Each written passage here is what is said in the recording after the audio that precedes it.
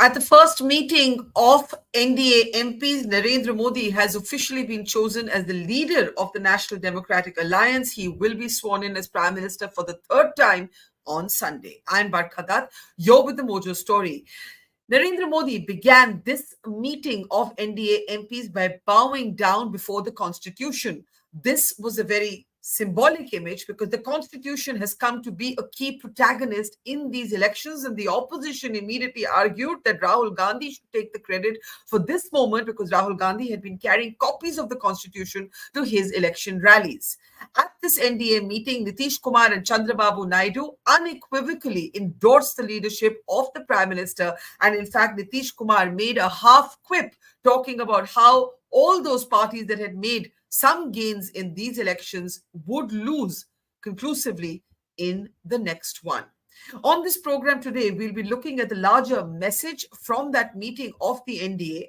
We'll also be looking at what a Modi 3.0 might look like. What is the kind of churn that it may cause within the BJP? Where does it leave the fate and the future of leaders like Yogi Adityanath? Also, Shivraj Singh Chauhan, the former Madhya Pradesh chief minister who won by the highest margin among BJP leaders, amid talk that he could get a senior berth in the cabinet, including even maybe being home minister or the role of party president. One thing is for sure, there will be churn within the BJP, and the prime minister, known for his alpha style, will now have to shift gear into a consensus building style to run a coalition government. So a lot to talk about. Let me introduce our guests on the program today. Shantanu Gupta, author, also biographer of Yogi Adityanath, is with us. Good to see you, Shantanu. Namaskar. Also joining us is Neerja Chaudhary, veteran journalist and columnist and author. Good to see you again, Neerja. Saba Naqvi, who has spent decades studying the BJP, also has a very important book on the BJP out, is with us. And also joining us is Santwana Bhattacharya, who's the editor of the New Indian Express. Good to see you, ma'am. Welcome, everybody, to the program.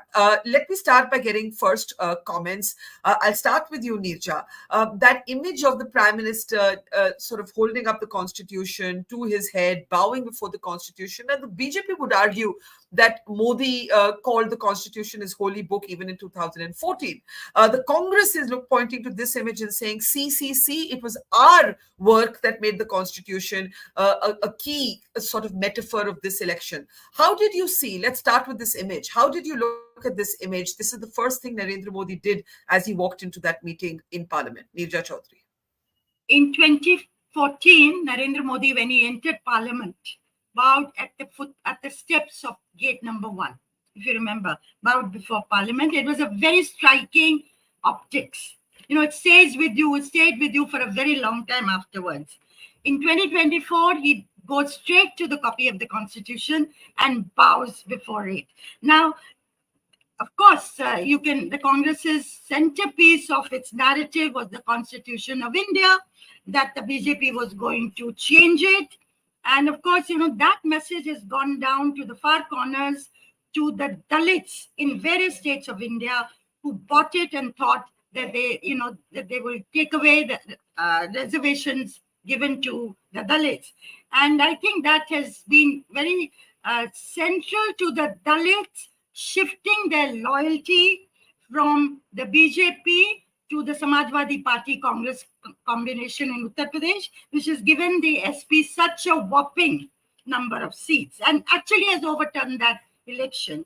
But Barkha, either way, whether it's Rahul Gandhi holding up the Constitution during the campaign, or it's Narendra Modi bowing before the Constitution before being sworn in as the leader of the NDA or accepted as the leader of the NDA parliamentary party, going on to become the Prime Minister of India, we can feel reassured that the Constitution is going to hold a supreme place in the future scheme of things. So it's very good optics.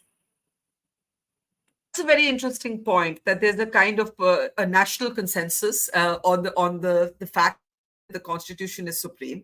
But Shantanu, if you were to look at the symbolism of that moment, some people say political language has changed, and it has to when there's a coalition government as opposed to a single party government. Mr. Modi now talks in terms of an NDA government. We'll play out his clip in a moment. Visual frames that had room only for all the focus being on the Prime Minister, on Narendra Modi, now have to make room for a Nitish Kumar and a Chandrababu. You saw how the visual framing was, that the political language is already changing. In what fundamental way do you think, having even written an entire book, a biography of Yogi Adityanath, in what fundamental way do you think Modi 3.0 will have to change, will have to adapt to new realities? I think to start with Narendra Modi's gesture to bow down to the constitution, as Nijaji said, in 2014 also, he bowed down to the stairs of parliament. I think that's the way he has conducted himself. And by doing that, he has shown his resolute commitment to the constitution.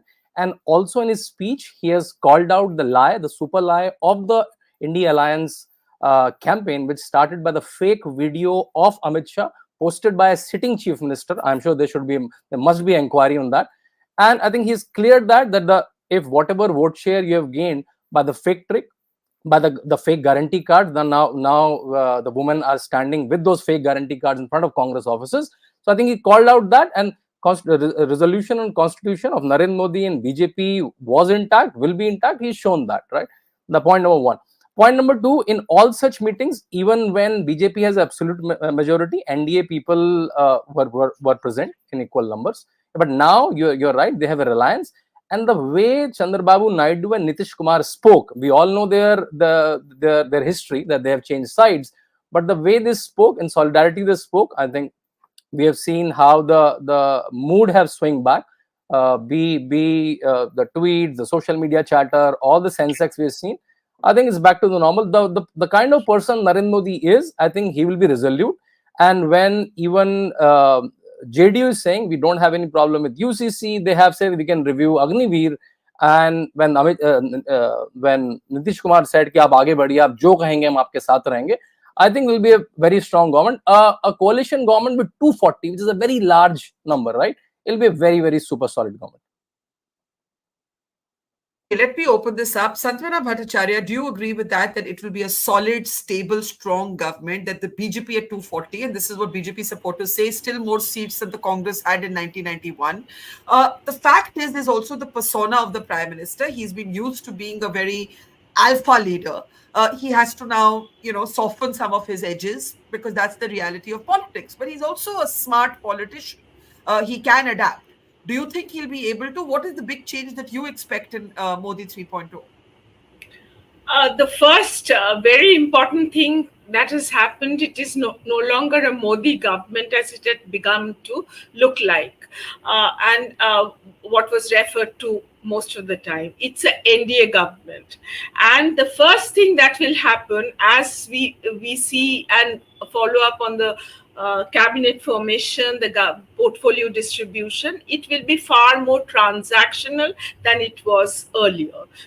What does that mean? That means earlier we had a very, very sort of top-heavy government, which is run entirely from PMO. Whatever messaging and everything was controlled by that. At the most, there was you could hear about Amit Shah.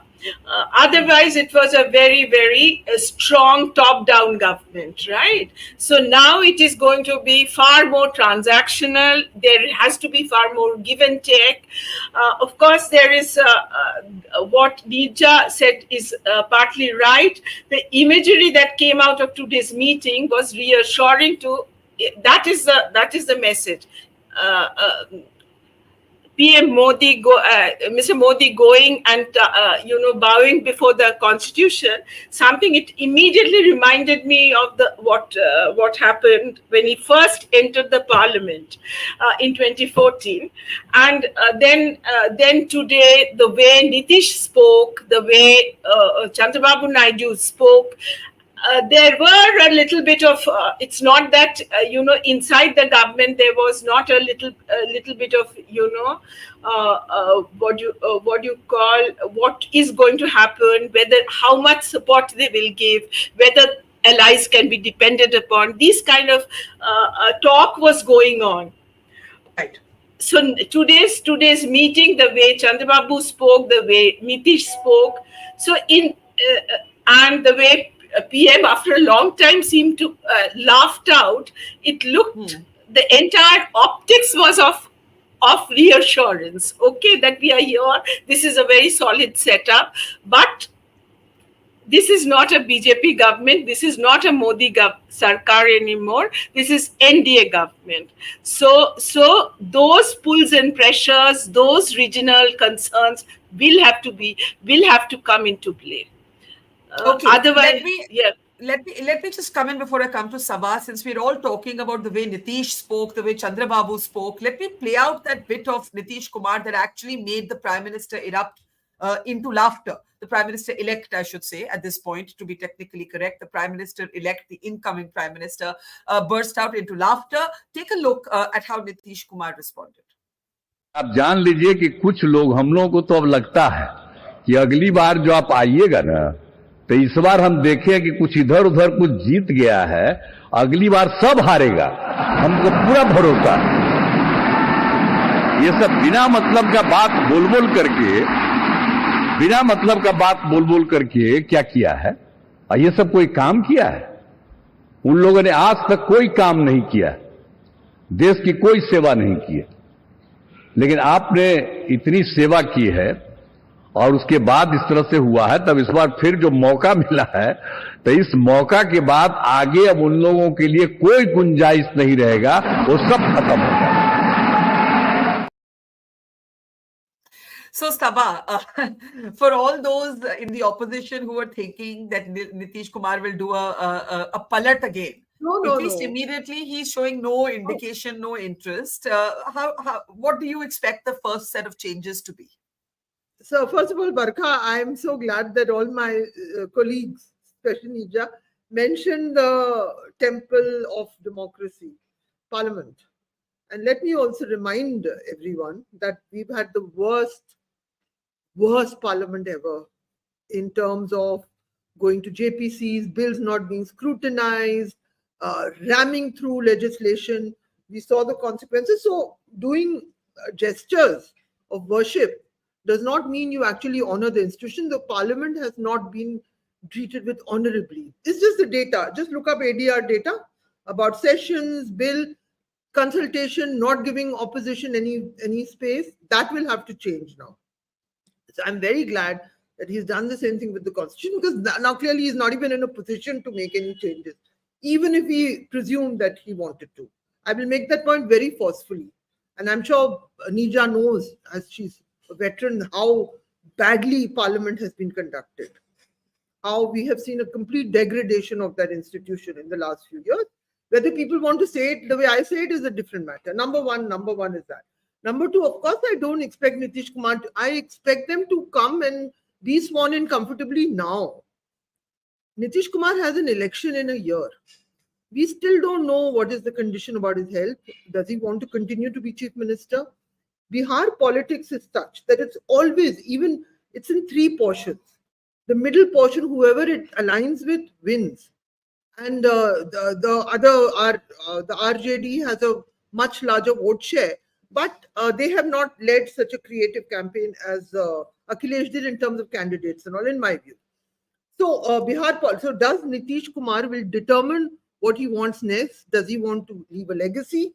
His legacy is not going to be sidekick to Narendra Modi. Please remember how many times he left him. That when Narendra Modi became the prime ministerial face, he objected. A man who stayed happily with the NDA of Atal Bihari Vajpayee, who had no issues there, went back and forth 3-4 times. Now we do not know what are his circumstances. Is he in good health? What does he want in Bihar in the future?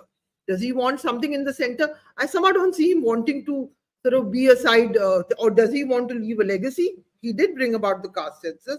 we don't know with him. And if you see what he said, you hear his language, it's very open-ended.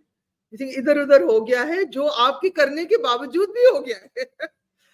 So he's saying kuch hua hai. So Nitish, you never know what is going in his mind. He has left 3 times since Narendra Modi came in the scene. Back, forth, back, forth. He can do a party, but he is not there are certain, he's ultimately an old socialist. Let's never forget that. He has negotiated with a very small number of MPs managing that. With Chandrababu Naidu, I have no doubt that he wants a lot of money and he'll get it. Because he's been Chandrababu Naidu believes in that smart city kind of language. He believes in shining India and all that. That's the sort of stuff. So his orientation will not be different, but he is the product of a regional movement. What was NTR? NT Rama Rao was a regional force who Indira Gandhi tried to subdue in very undemocratic ways. That is his legacy. He will define it with his region. Please look up the statements that Pawan Kalyan makes. Pawan Kalyan speaks against the BJP. He speaks against unconstitutional laws. Right now, nothing will happen. Then let's see what happens. Right now, the BJP will think that they might even get some people over. But I don't see how Uddhav Thackeray can join them right now unless something terrible happens to him inside. There's all this media narratives being created that everyone is going to join the BJP. So let's see. I mean, I'm sure they have the most money. So a couple of things I'll say here. That the parliament, I want anyone to challenge me about parliament. I'm happy to. I've been looking at I think we can safely say that the way Parliament will debate will change. It's a function of the numbers. That's the first thing that's going to change. But I think the more interesting question is what happens within the BJP. Does anything change within the BJP? That is important.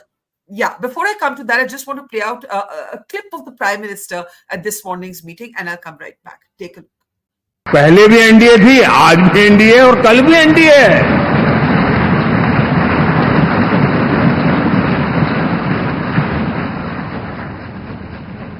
आप सोचिए 10 साल बाद भी कांग्रेस 100 के आंकड़े को नहीं छू पाई.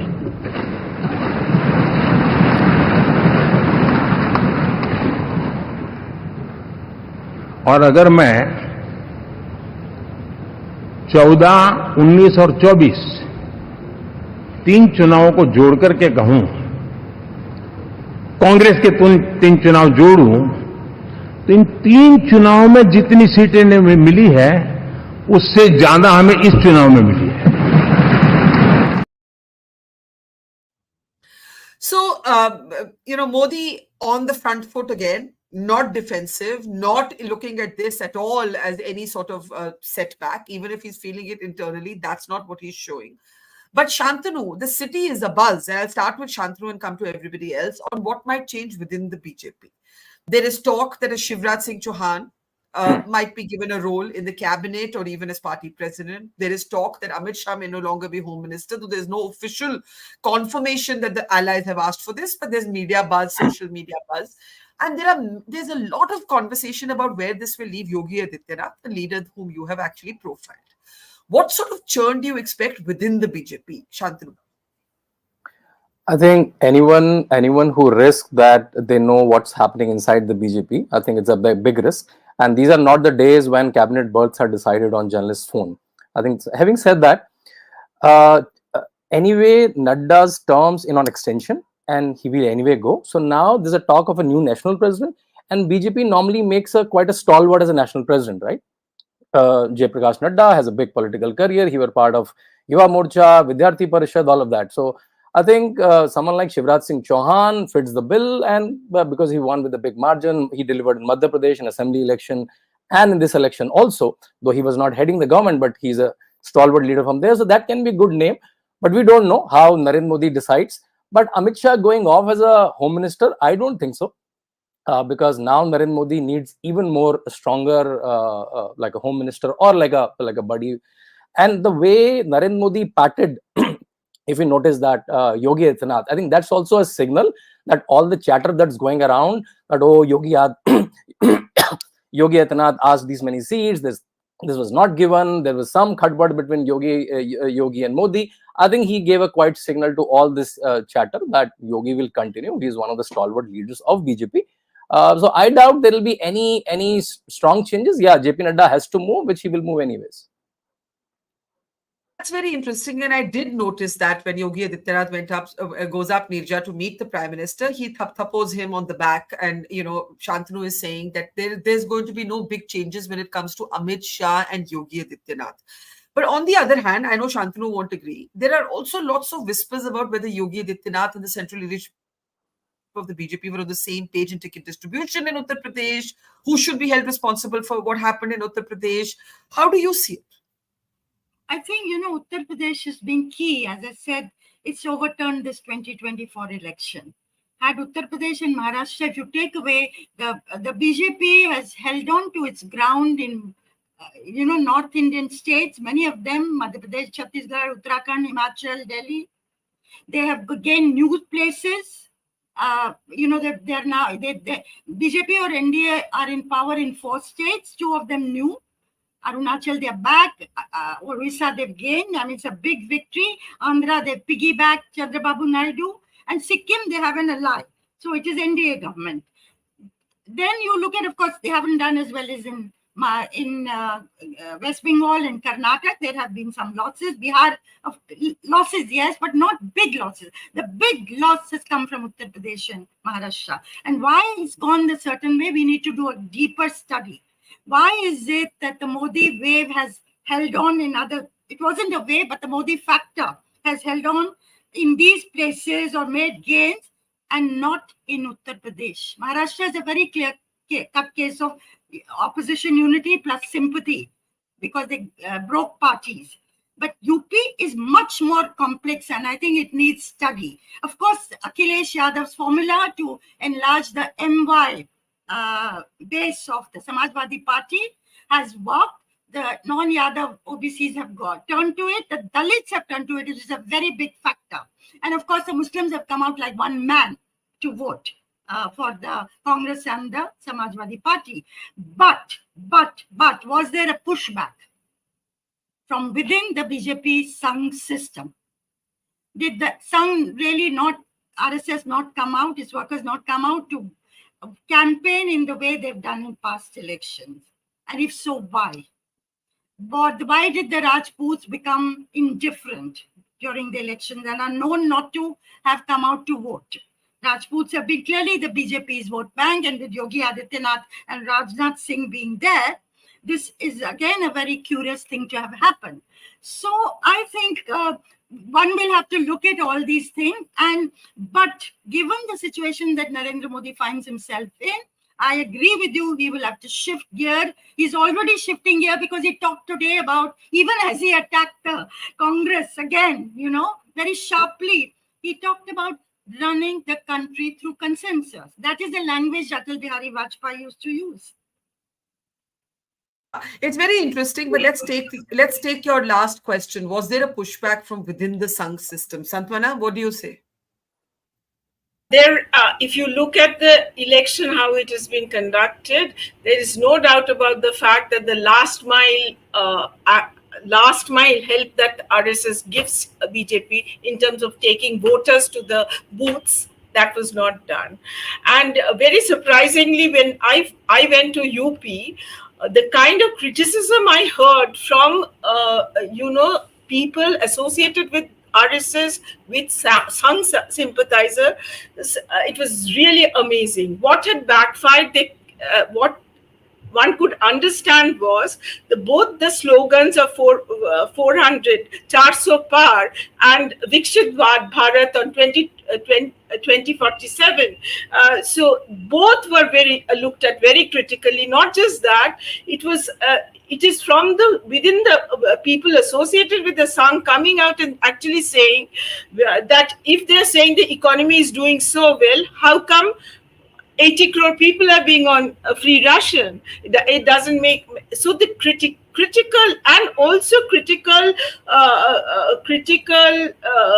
comments on the health system, on the education system. It was very, very surprising. This was very noticeable in UP. Okay, that being the case, I don't think that there is going to be too much of rocking the boat, as they say. What one can expect now is a kind of status quo, and that is what, in terms of the how the government will look like, in terms of portfolios, and how things in choice of the BJP president. I don't think there is going to be too much of a sort of So, surprise you don't think there'll be there. got Yeah, that? You yeah, think yeah. you think there'll be no dramatic shifts, Sabha? Right.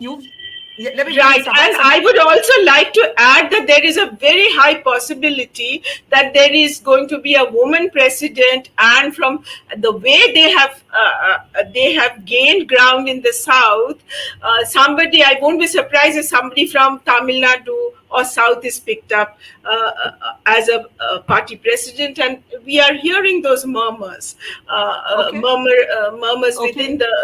within the ecosystem, if you Okay, one can say. but Yeah, I think with all the health warnings that yeah. Shantanu flagged, that nobody really knows what's going on in the BJP, and we're actually just guesstimating here. Sabha, what do you think? Nothing will happen now.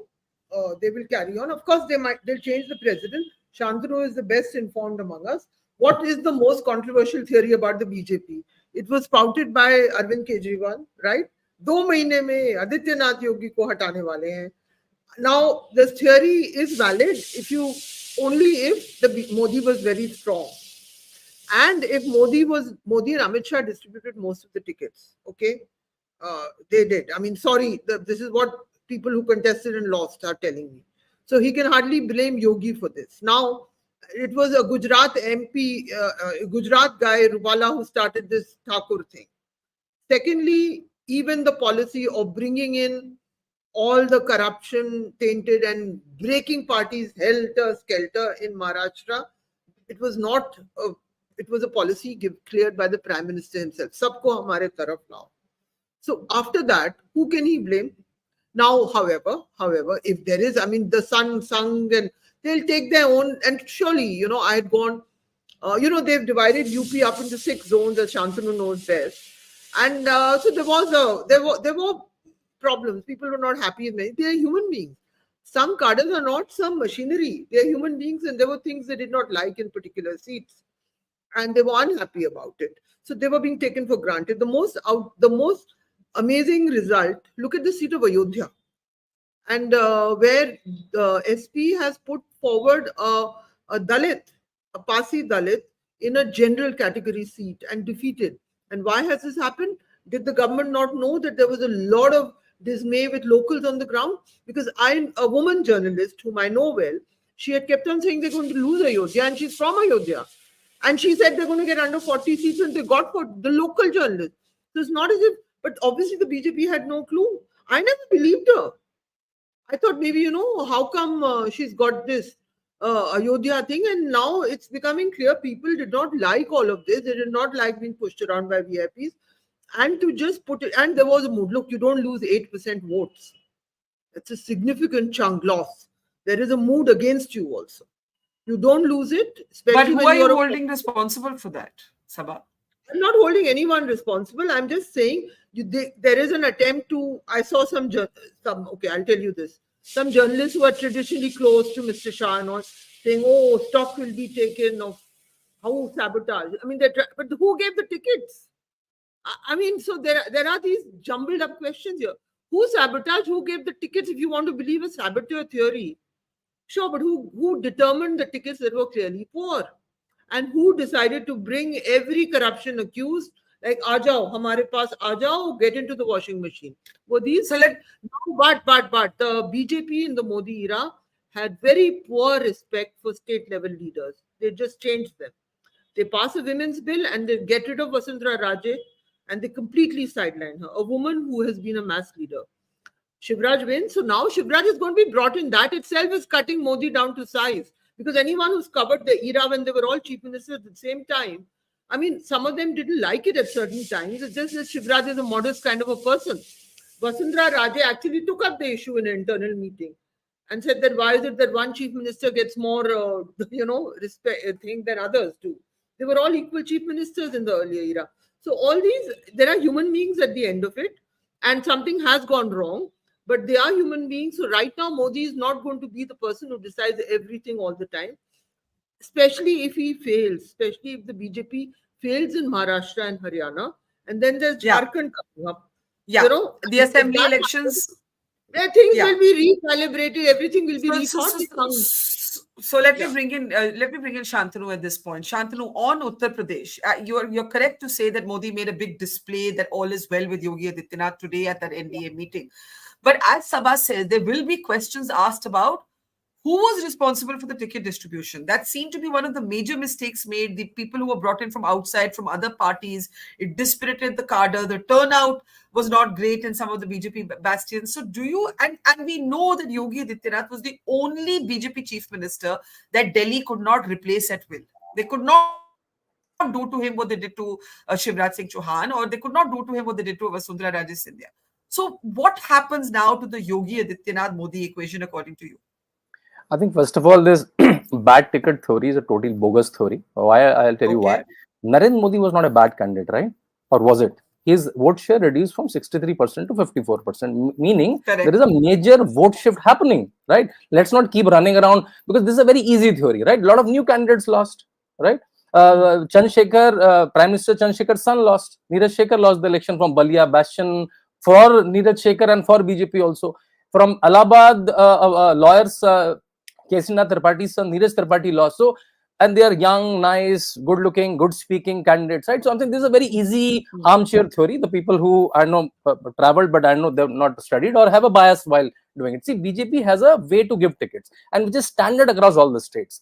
The chief, if you have a sitting chief minister, the chief minister, the Pradesh Adhyaksh, the state president, and the Sangathan Mantri, they scout out the local names based on whatever think they're the winnability. They bring the whole panel, almost 3 to 4 names on each seat, to the Central Parliamentary Committee, where Amit Shah and his team is ready, or Amit Shah, Nadda ji, every team is ready with their own survey, right? Which is on the winnability surveys done by various agencies, and they'll try to match the surveys and also match it with the political intelligence. Iska virod to nahi hai, jeetega, caste ka equation kya hai, Sapa ne kya ticket diya hai, Baspa ne kya ticket diya hai, and they match it, right? There are differences, and good, there is a space for differences, right? There are differences, and some there might be instances where Yogi Adityanath might get one ticket here and there, and maybe he's ruled out, right? So that is the theory. People saying, oh, he wanted 40 tickets and he's not ruled out. People are saying he wanted 40 Kshatriya tickets. Why on the hell he will want 40 Kshatriya tickets in UP where 7% Thakurs, right? So these theories are totally bogus. Yeah, but now on the hindsight, doing commentary is super easy, right? Ayodhya, they lost. See, you know, they have a tough fight in the Ayodhya assembly election also, when I think the name is Ved Prakash Gupta, when he won, right? See, Ayodhya is not a typical BJP seat. In 2004, 2009, BJP lost the seat to BSP once and Congress once.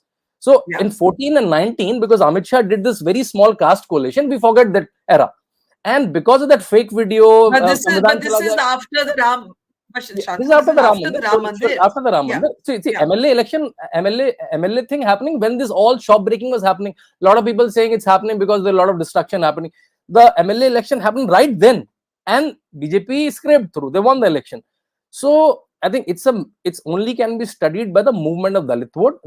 If you know, in Ayodhya, the Nara was na Ayodhya na Kashi jeetega Pasi, because there was a Pasi candidate. He's a 6th or 7th time MLA. He's not a new guy. Avdesh, I think Avdesh Kumar is his name. So I think it has to be studied. The UP election has to be studied by the movement of Dalit vote, and that too to a Yadav party, which otherwise they were not voting. But the presence of Congress allowed Dalit to move there. And the SC/ST videos, Samvidhan chala jayega, all those fake videos added to the fuel. I think that's how you have to study it. One candidate there, one candidate here would not have changed the story. Okay, let me, Sava, you wanted to say, you know, the fake video allegation against Revanth Reddy has its own debate, but Shantanu, Lalu Singh, who's the sitting member of parliament... No, but was it not a fake video? But was it not a fake video? मैं कुछ और बोल रही हूँ. I'm saying Lalu Singh... I'm just asking you, was it not a fake video?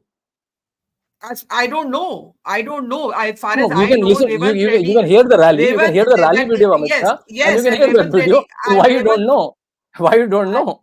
because I'm not talking about that. I was going to talk about something else. Oh, that's an important point, right? Why we are rushing under the carpet? I agree. That's an important topic. It was circulated in every it was circulated in every SP rally. Every SP cadre had that video in their mobile phone. Every WhatsApp group was filled that video. So that video should be talked about. Let's not brush up with that. Talk about it.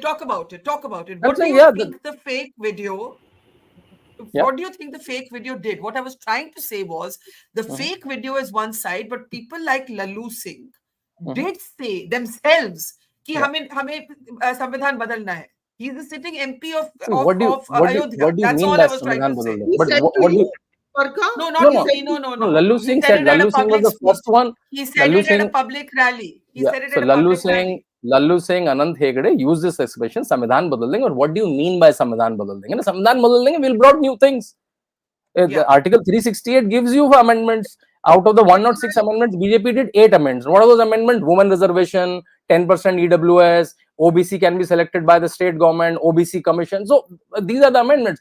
Only thing, this is a big failure of the BJP IT cell that they were not able to counter this fake video, which were available in multiple mobile phones in UP. And once you send a rumor to 100 people, only 50 get the clarification. I think that is the crux of it. In Bihar, it did not work because Chirag Paswan is able to counter it. The EBC hold of Nitish Kumar was able to counter it. In Madhya Pradesh, Congress was not has a structure to spread such a video. That's why I think that video should be studied to great length while someone going to feel that how much effect it had. And the point is, can I just say one thing? No, it's an important point. I just want to clarify. It's a very important point. I'm not trying to brush it. I'm not trying to brush it under the carpet. And we are acknowledging your point, Shantanu. I was just trying to bring in the Lalu Singh point. That's all. But Sabha, go ahead. Yeah. I just wanted to add to Shant as an intellectual expert, I'm not countering that then suggests that because that Hindutva, the attempt to, because PM made many controversial speeches, all saying Muslims are going to take this and Muslims are going to take that. But the point is Hindutva, I'll say not just Ayodhya loss, even in Varanasi South, it's one of the assembly segments, it has the lowest margin of victory and that's where the Kashi corridor and all are. It has a very high Pandit Brahmin population also. So, I mean, something went, we have to understand, something went wrong for the BJP and they will analyze it. And I think that's one aspect. I don't disagree with what Shantanu is saying, but other things are also going wrong. Okay, we have to take last comments again. The fact is that the BJP is normally very good at controlling narrative, and there Shantanu makes this point that there was this fake video ki Samvidhan badal ke aapki, it will hit reservation and protection that Dalits get from the constitution, and why was that not effectively countered? Let me come to Santwana. What would you be looking out for in the first 3 months, let's say, of the new government? First thing, we have to, of course, see what portfolios get distributed. Very interestingly, who becomes the speaker is going to be a very important thing. Whether the allies get it, I doubt Modi will allow the speaker's chair to go to somebody else, though Chandrababu Naidu is very insistent on that chair. Okay, so as of now, that is the only point of contention right now, if I have understood it. The other thing I want to add a little bit on this Ayodhya thing. It's not just the Dalit candidate issue. Of course, there was a movement of Dalit vote away from BJP. There is another thing, what the BJP needs to look at is the absolute arrogance of its sitting MPs and its this thing. Lalu Singh was defeated by people because of his extremely arrogant behavior. You take each of if you look at the candidates, of course, the caste factor was there. So, and in Ayodhya, it was also being talked about that it's not Ram, but Marx. Karl Marx will decide who is going to win the seat, because CPI had a candidate there. Okay, and a very respected lawyer candidate was there. Okay, so it's not that, but the Lalu Singh, the sitting MP, everybody was talking about how inaccessible and arrogant he was. Okay, and this is a refrain you hear about. I heard about BJP MPs all through. their I think, reputation. Yeah, so yeah, that was also a very big factor. Apart from the fact that the the constitution, this "400 par" slogan got it. boomeranged. As for what may happen is, will we see BJP trying to soar up its numbers? Okay, with more allies, other people like Uddhav is Yeah. not going to do. Shiv Sena, Uddhav Thackeray is unlikely to come because he's going to face an assembly election very soon, and he is his popularity is quite Yeah. high right now. But, He'll come but back as CM, so we that have is to, not happening. but yeah. but others, who are the others who may come in? Okay, so or whether there will be a break, whether the SP will break or the Congress will break in the process. That is something one needs to look at, whether BJP will get those I, numbers on their own. I'm And sure. Yeah. Let me just come in here and give Nija the last word. Nija, I'm sure the BJP will not want to be vulnerable, and at some point will try and pad up its numbers in the NDA. I think that's quite clear. I don't know where those numbers will come from, whether it's in Uddhav Thackeray, whether it's, as Santvana said, some other members of other parties.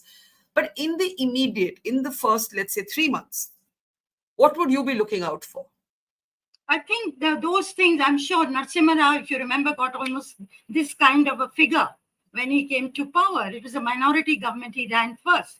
And then he broke parties and made it into a majority government. I think it would be very natural as time goes by. Of course, the BJP will fish in troubled waters or look out for potential allies, and let's see how that situation develops. But for the immediate, I think they will want to stabilize with their present allies, make them feel comfortable, set the pace for governance. What is the big ticket thing they will do? Because Agniveer, of course, is a scheme that they more or less now agreeing to review in one way or another. Will they go ahead with one nation, one election? As far as uniform civil code is concerned, what happens there will be pursued at the state level, not so much at the central level. And overall, I would also like to look at the composition of the cabinet, not as far as the allies are concerned, where they will bargain and things will be worked out. Who amongst the senior leaders of the BJP find important berths within the government? What I will especially look at Shivraj Chauhan, the role he's given. Yeah. But as you said, of course, there's a buzz that he may get party presidentship. I don't know. But today, remember, with almost 8 lakh lead, he with the kind of governance experience as a chief minister, he is one of the most experienced leaders in the party. Therefore, what role does he get? Who does Vasundhara Raje Sandhya come back in one way or another? So I think all those things one would like to look at. But initially, I think the Prime Minister will stabilize, and he's trying to give the impression that from these meetings with the Cabinet and Council of Ministers were very different from the Prime Minister the day before, was subdued and tired. It was, this is a challenge we will take. We will show you, we will run a coalition. Yes, so that's certainly. The kind of trying to strike.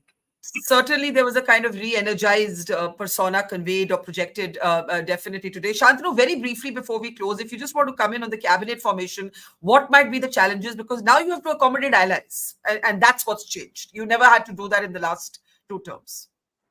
No, but earlier, though, they did not have to accommodate the allies, but allies were given decent portfolios, right? And that was good about BJP. Even when they had a complete majority, they gave space to the allies. And now you're right, they're forced to give, and I'm sure there must be some bargain. And also, they have to accommodate the states which have delivered. So let's say Madhya Pradesh will get good portfolios, right? And they have to also accommodate the regions and the castes also, where they might have faced little flack in the voting percentage. I think all those signals will go. And let's see what happens on 9th. Okay, we leave it there. Lots to look out for. Sorry, Nirja. Nirja saying something, Nirja? 1 minute. Can we unmute Nirja? Please, can we unmute Nirja? Yes, Sorry? Nirja. Yes, we didn't hear you. Please repeat. Does Amit Shah get finance? That's the other question mark that's hanging out there. So yes, I think Amit Shah I will get a central role. He's very critical to Modi's management of governance. So I don't see him weakening. Sabai, were you wanting to add a question? I want to add, George Fernandez was defense minister. I'm just going back to the Vajpayee era when the most significant portfolio for an ally was given to George Fernandez in the Cabinet Committee for Security. Right. I'm just harking back to that time. I Okay, don't know. we'll have to see. We'll have to just wait. But there's a very famous anecdote on that. A very famous anecdote. I'm sure Nitish's book is full of those anecdotes. I'm sure she knows about it. When Manmohan Singh went to meet Vajpayee after being elected, or some say selected as Prime Minister, one of the this is a tradition which is followed. One of the things which Vajpayee is said to have told him is secure your CCS. Don't allow any outsider there. So that is something which apparently also Manmohan Singh to Modi also that sort of advice was transferred, and so that will be the most interesting thing to see is whether CCS, anybody outside any ally is allowed inside CCS. I doubt that is going to happen. CCS will be. Yeah, Shantanu, before we close, any thoughts? Cabinet Committee on Security is going to be all BJP is what I think a tiny thought. I also agree with it. A coalition with 180 with BJP and coalition with 240 with BJP will be a very different coalition. Okay, we'll leave it there. We'll just have to be patient and see how this unfolds. Thank you so much to Shantanu Gupta, Santwana Bhattacharya, Nija Chaudhary, and Sabah Naqvi, and to our audience. Thank you for watching. See you soon. We're at the Indian mainland's southernmost tip in Kanyakumari, the confluence of the Bay of Bengal, the Arabian Sea, and the Indian Ocean. It is from here that we're beginning our big road trip to the heart and the soul of India, Awaaz of Democracy. That's all about traveling thousands of kilometers to look at the food, the fun, the festivity, the flavors of this election, but also, of course, to tell the stories of you the people, of we the people. At Mojo Story, we have always gone to where the story is. It could be the battlefields of Israel and Gaza, it could be the conflict zone of Manipur, or it could be the sorrow and the tragedy of COVID. We think of all of you as members of our community, of our family. So, I'm urging you and requesting you today to help us tell your stories and our stories. So do become a Mojo member. Support and power our storytelling, but also get first access to our big interviews, our special ground reports, our town halls, and also have the opportunity to ask our newsmakers questions directly, as well as get published on our platform. Become a Mojo member, click on the link below, and see you soon.